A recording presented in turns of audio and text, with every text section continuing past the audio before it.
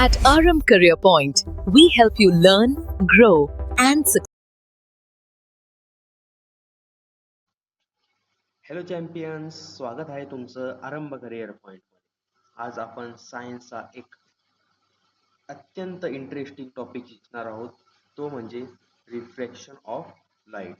चला तर मग धड्याचे सर्व कन्सेप्ट पॉइंट्सनुसार क्रमाने समजून घेऊयात. What is refraction?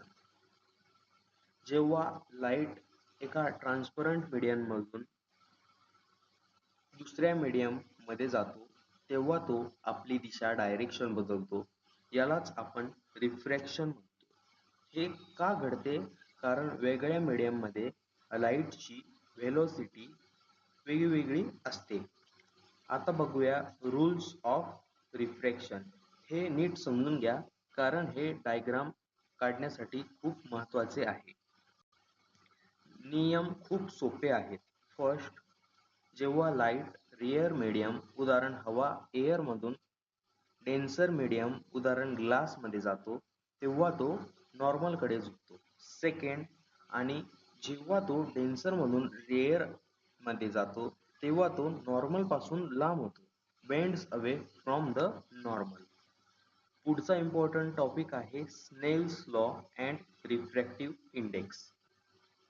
Snell's law नुसार sin I upon sin R is constant. हे कॉन्स्टंट असते आणि या कॉन्स्टंटलाच आपण रिफ्रॅक्टिव्ह इंडेक्स असं म्हणतो. हे पूर्णपणे लाईटच्या व्हेलोसिटीवर डिपेंड असते. Quick revision checklist. जाता जाता क्विक रिव्हिजन चेकलिस्ट नक्की नोट करा. नॉर्मल, स्तंभिका, the imaginary line perpendicular to the surface. Incident ray, आपाती किरण, the incoming ray. Refracted ray, the ray that has changed direction. Velocity of light, vacuum.